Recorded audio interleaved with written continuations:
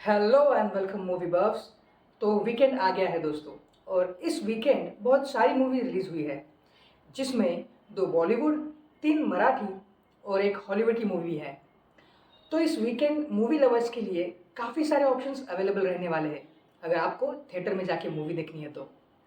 But today, out of all these movies, we are gonna review another movie filled with Deshprem and some action named Yodha. So this is your host Shrikant presenting the review of Yodha at CSR Movies.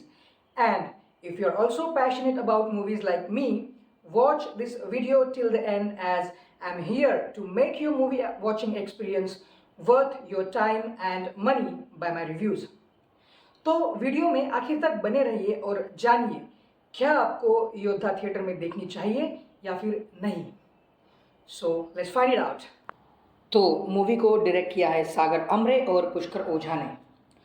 Movie के writer है सागर आमरे और movie को धर्मा productions के banner तले करण जौहर और शशांक खेतान ने मिलकर produce किया है।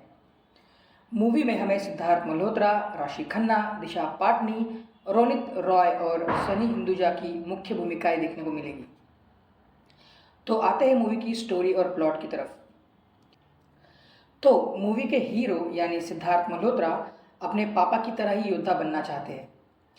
ओपनिंग सीन में जब छोटे सिद्धार्थ अपने पापा की योद्धा की यूनिफॉर्म पहन के आईने में खुद को निहार रहे होते हैं, तब पीछे से रोनित रॉय ये देखते हैं, रोनित रॉय जो कि सिद्धार्थ के पापा हैं, वो ये देखते हैं और कहते हैं ये वर्दी तुम पे जच रही है, लेकिन इसे कमाना पड़ता है और साथ ही ये एक बहुत बड़ी जिम्मेदारी भी है।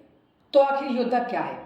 योद्धा एक स्पेशल टास्क फोर्स यूनिट है जो देश के वीआईपी लोगों की सुरक्षा से लेकर बॉर्डर की सुरक्षा तक हर जिम्मेदारी बड़ी इजीली संभाल लेते हैं, और देश को पाकिस्तान जैसे दुश्मन से बचाने के लिए ये टास्क फोर्स बनाई गई है। और इस टास्क फोर्स को बनाया है सिद्धार्थ मल्होत्रा के पापा यानी रोनित रॉय ने। तो जब सिद्धार्थ बड़े हो जाते हैं, ऑफ कोर्स वो इस योद्धा टीम को अपने पापा की तरह ज्वाइन कर लेते हैं, या फिर उनके पापा के मुताबिक वो ये योद्धा की वर्दी कमा लेते हैं। और चूंकि ये यूनिट उनके पापा ने बनाई होती है, इसलिए सिद्धार्थ यानी अरुण कटियाल योद्धा से बहुत ही अटैच होते हैं। तो हर दूसरी मूवीज़ के हीरो की तरह सिद्धार्थ को भी अपने सीनियर्स के ऑर्डर लेना पसंद नहीं होता, जैसा कि हमने रिसेंटली फाइटर मूवी में भी देखा है। और उसी वजह से मूवी की शुरुआत में एक मिशन पे काम करते वक्त कुछ ऐसा हो जाता है जिससे सरकार ये स्पेशल टास्क फोर्स यूनिट यानी योद्धा बंद करने का फैसला लेती है। और इस फैसले से सिद्धार्थ बहुत दुखी हो जाते हैं और उसी वजह से सिद्धार्थ के पर्सनल लाइफ पे भी बहुत असर पड़ता है और वो अकेले हो जाते हैं।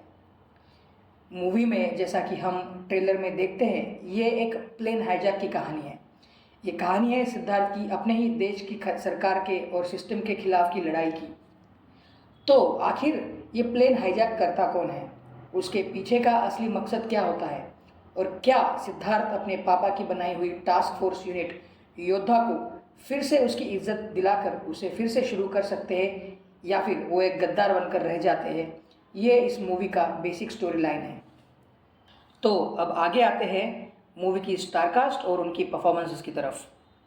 मूवी में लीड रोल में दिखाई देते हैं सिद्धार्थ मल्होत्रा, जिन्होंने अरुण कटियाल नामक योद्धा का कैरेक्टर प्ले किया है, जो अपने पापा की बनाई हुई इस यूनिट से इमोशनली काफ़ी अटैच्ड होते हैं। सिद्धार्थ एज आर्मी पर्सनल और एज अ कमांडो और योद्धा फिजिकली बहुत फिट और अच्छे लगते हैं, लेकिन एक्शन सीन्स के अलावा उनकी एक्टिंग ज़्यादा कुछ खास नज़र नहीं आती। इससे पहले भी उन्होंने शेरशाह, अय्यारी, मिशन मंजू जैसी मूवीज़ में सेम कैरेक्टर्स प्ले किए हैं। तो इस वजह से वो बस एक एक्शन हीरो के रोल में ही टाइपकास्ट ना हो जाए, ऐसा लगता है। सिद्धार्थ के पापा की भूमिका में नज़र आते हैं रोनित रॉय। उनका रोल बहुत ही छोटा है और सिर्फ ओपनिंग सीन तक ही सीमित रहता है, लेकिन वो एज ऑलवेज बहुत ही नेचुरल एक्टिंग करते हुए नज़र आते हैं। उसके अलावा राशि खन्ना ने सिद्धार्थ की बीवी और एक पीएम की सेक्रेटरी की भूमिका निभाई है। राशि साउथ इंडियन फिल्म इंडस्ट्री की एक एस्टैब्लिश्ड एक्ट्रेसेस में एक है और उनका रोल भी इस मूवी में कुछ ज़्यादा बड़ा नहीं है, लेकिन उन्होंने मूवी में अच्छा काम किया है and she looks beautiful as well. Rashi Khanna के अलावा दिशा पाटनी भी इस मूवी में नज़र आती है और दिशा बहुत लंबे समय के बाद किसी मूवी में दिखाई देती है।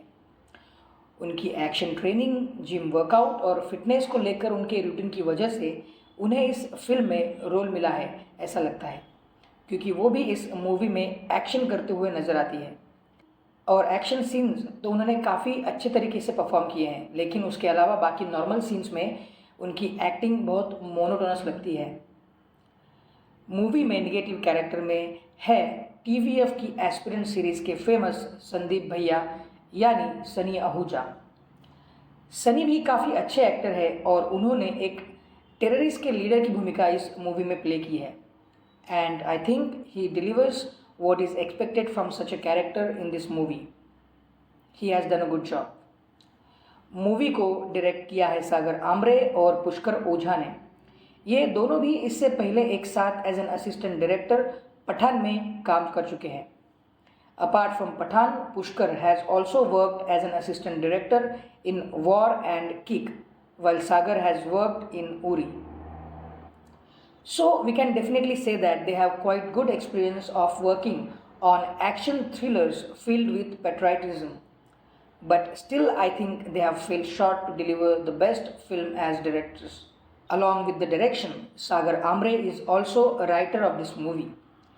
और सागर ने मूवी में कुछ अच्छे सीन्स भी लिखे हैं, बहुत सारी जगह सरप्राइजिंग एलिमेंट्स और ट्विस्ट भी डाले हैं, लेकिन उसे वो मूवी में और इफेक्टिवली एग्जीक्यूट कर सकते थे ऐसा मुझे लगता है।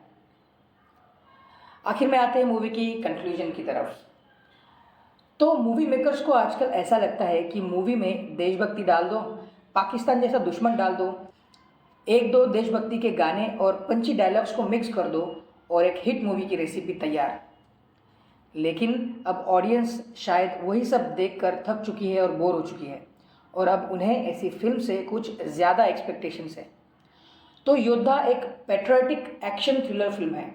मूवी में सस्पेंस है, स्क्रीन प्ले भी अच्छा है, सिद्धार्थ ट्राई कलर का स्मोक भी लहराते हुए नजर आते हैं, लेकिन इन सब के बावजूद मूवी ऑडियंसेस में देश प्रेम की भावना उजागर करने में कहीं ना कहीं कम पड़ जाती है। मूवी उसकी कहानी की वजह से दूसरी हाईजैक थ्रिलर फिल्म से थोड़ी सी अलग ज़रूर लगती है। मूवी में काफ़ी सरप्राइजिंग एलिमेंट्स और ट्विस्ट भी है जो हमें आगे क्या होगा ये सोचने पर मजबूर करते हैं, मगर इन सीन्स को और भी इफ़ेक्टिवली प्रेजेंट किए जा सकता था, लेकिन डायरेक्टर डुओ सागर और पुष्कर वो नहीं कर पाए। मूवी में ऐसा एक भी सीन नहीं है जहाँ पर ताली या फिर सीटी मारने का मन करता हो। मूवी में बस एक ही डायलॉग ऐसा है जो याद रहता है और वो है, मैं रहूँ या ना रहूँ, देश हमेशा रहेगा। That's it. सो मूवी में एक मैजिक क्रिएट करने में डायरेक्टर राइटर कहीं ना कहीं कम पड़ जाते हैं। मूवी की एक्टिंग ठीक ठाक है, एक्शन सीन्स को अच्छे से कोरियोग्राफ किया गया है ऐसा लगता है, लेकिन मूवी के डायलॉग्स उतने इफ़ेक्टिव नहीं है। मूवी में एक सॉन्ग है जो मूवी में होने वाली गतिविधियों के साथ मेल खाता है, लेकिन वो भी एमी वर्क के पंजाबी सॉन्ग किस्मत का एक रीमेक है, ना कि कोई ओरिजिनल सॉन्ग। उसके अलावा एक रोमांटिक सॉन्ग भी मूवी में नज़र आता है जिसकी उतनी ज़रूरत मूवी में दिखाई नहीं पड़ती।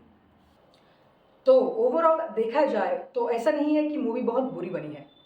मूवी की स्टोरी की वजह से और स्क्रीन प्ले की वजह से मूवी में और भी बेहतर होने का पोटेंशियल था, लेकिन उसके बावजूद ये मूवी एवरेज बनकर रह जाती है। तो आप अगर सिद्धार्थ मल्होत्रा के फ़ैन हैं, भारत पाकिस्तान के बीच दिखाई देने वाले सेम स्क्रिप्ट पर बनी हुई मूवी देखना पसंद है और उससे बोर नहीं होते, तो आप ये मूवी थिएटर में देखने जा सकते हैं। या फिर अगर आपने पठान, वॉर या फिर उरी जैसी फिल्में अभी तक नहीं देखी है तो ये मूवी आप थिएटर में देखने ज़रूर जा सकते हैं, वरना आप ये मूवी स्किप कर सकते हो। And that's all from my end about Yodha, guys. Like the video, share it with your friends and family who loves watching and discussing movies, and subscribe my channel CSR Movies if you like my work. Also, comment your thoughts, feedback and suggestions if there are any. Thank you so much, guys. Take care and bye-bye.